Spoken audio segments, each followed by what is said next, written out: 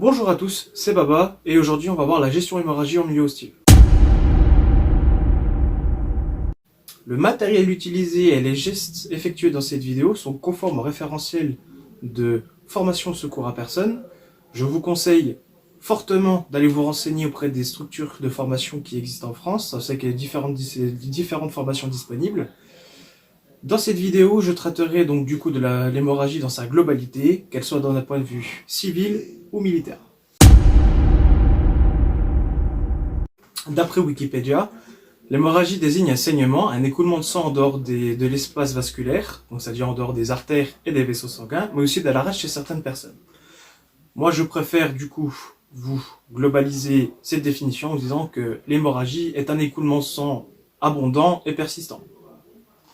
Parmi les hémorragies, il existe 3 types d'hémorragie. Vous avez l'hémorragie interne, externe, extériorisée.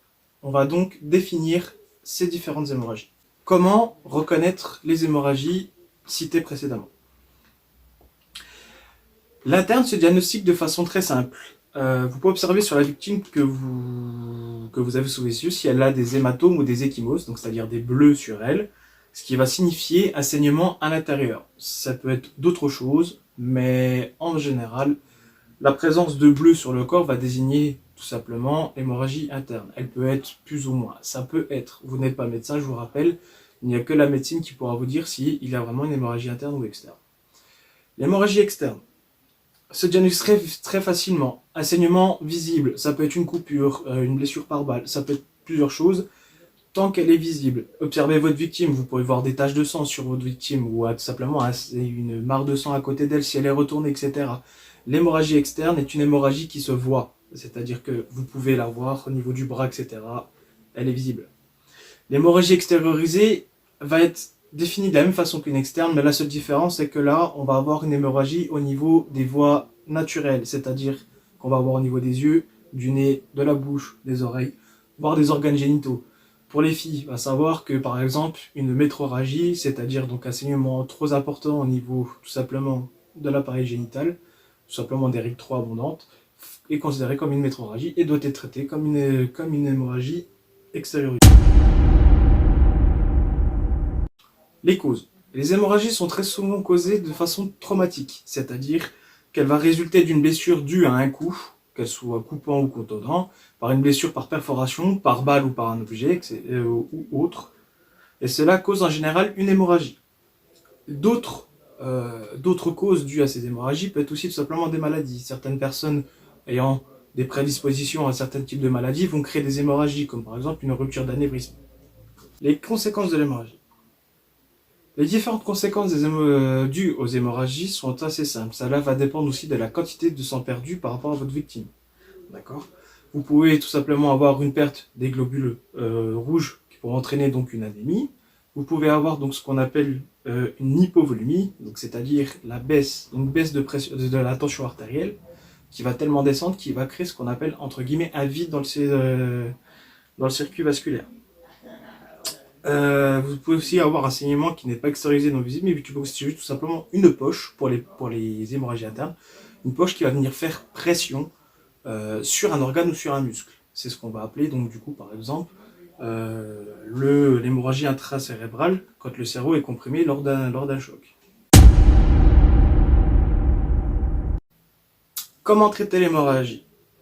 Tout va dépendre aussi du matériel que vous allez avoir sur vous. Si vous n'avez pas de matériel de secours spécifique, c'est-à-dire vous n'avez pas préparé de trousse ou même vous êtes juste comme ça dans la rue avec vos propres moyens, il y a des façons d'intervenir qui peuvent être assez simples, d'accord?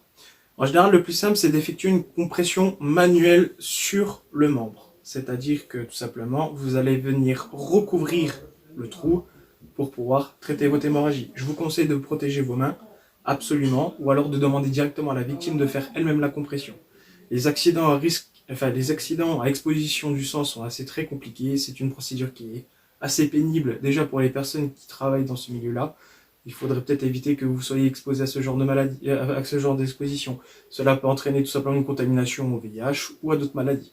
Si votre victime est consciente, favorisez toujours ceci. Sinon, si vous devez vous occuper de plusieurs victimes en même temps ou pas, je peux vous montrer donc ceci, qui est tout simplement ce qu'on appelle un pansement relais, enfin un pansement compressif relais. Donc c'est un pansement qui va servir donc du coup à faire compression tout simplement sur la plaie en attendant que vous effectuez soit des opérations de secours, enfin des gestes de secours, soit que vous intervenez sur notre victime.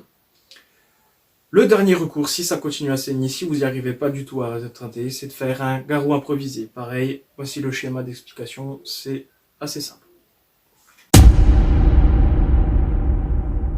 Avec matériel, en général, vous pouvez avoir sur vous ce qu'on appelle une IFAK, une Individual First Aid Kit. C'est une tendance qui se fait en ce moment pour les personnes qui sont du milieu. C'est tout simplement une trousse individuelle. À l'intérieur, vous allez avoir plusieurs matériels qui vont vous permettre d'intervenir en tant que primo-intervenant. D'accord ? Je ferai une vidéo spéciale dessus pour voir sa composition, comment composer une bonne et voir quelles sont les méthodes que vous avez pour pouvoir vous la constituer soit pièce par pièce, soit en achetant des modèles déjà existants sur internet. Grâce au matériel que vous allez avoir dedans, vous allez trouver deux matériels principaux, voire même un troisième, qui est tout simplement une couverture de survie. D'accord ? La couverture de survie qui est quand même le geste de base à effectuer dans n'importe quelle situation. C'est couvrir votre victime. Ça fait partie des b.a.-ba de la formation de secours à personne, que ce soit dans le PSC1 ou dans les diplômes supérieurs. Ici, j'ai ce qu'on appelle un pansement compressif israélien. Donc c'est un pansement compressif qui vient se poser sur la plaie pour traiter l'hémorragie. Ce pansement a été utilisé pendant un temps au début par les militaires, puis a été instauré dans les différents services de service à personne, de secours à personne, et ainsi que dans d'autres cas. D'accord ? Ici, vous avez donc un modèle que vous pouvez trouver tout simplement sur internet assez facilement pour une quinzaine d'euros. Le pansement compressif se pose très facilement. Vous avez des vidéos explicatives sur internet pour vous montrer comment on pose un pansement compressif, mais vous pouvez aussi vous former. Je vous conseille plutôt d'ailleurs de passer par des instituts de formation qui utilisent ce matériel pour vous former et pour bien l'installer correctement. Si ce matériel ne fonctionne pas, mettez-en un deuxième. Je vous conseille toujours d'en avoir deux. Comme ça, vous pouvez soit gérer deux victimes avec une hémorragie, soit en traiter une avec une très grosse hémorragie, ou voire plusieurs hémorragies. Donc là, vous pouvez traiter déjà une hémorragie en général. Si les deux ne fonctionnent pas, le dernier recours, c'est ceci. Ceci est un garrot tourniquet, donc deux fois. Donc le garrot tourniquet, le tourniquet veut dire garrot en anglais. Donc voilà, donc ceci est un garrot 4. Ça doit être un Gen 5, je crois. Donc les générations varient en fonction des inventions qui sont dessus. Ceux-là sont trouvables sur internet. Pareil, je ferai une vidéo bien spécifique sur les garrots afin de vous présenter les différents types qui existent et ce que vous pouvez faire avec. Le garrot, toujours en dernier recours, d'accord ? Le garrot va servir vraiment à faire une compression du membre pour éviter le saignement, d'accord ? Cela va comprimer tout simplement par exemple votre cuisse ou votre bras afin de pouvoir vraiment serrer au maximum votre membre pour éviter qu'il saigne, d'accord ? Le garrot à l'armée et dans les formations civiles est dit assez différente. Dans les formations, on va dire secours à personne standard, on va vous dire par exemple si votre blessure est sur l'avant-bras, de le mettre au-dessus de la plaie. Toujours au-dessus, jamais sur les articulations, toujours au-dessus.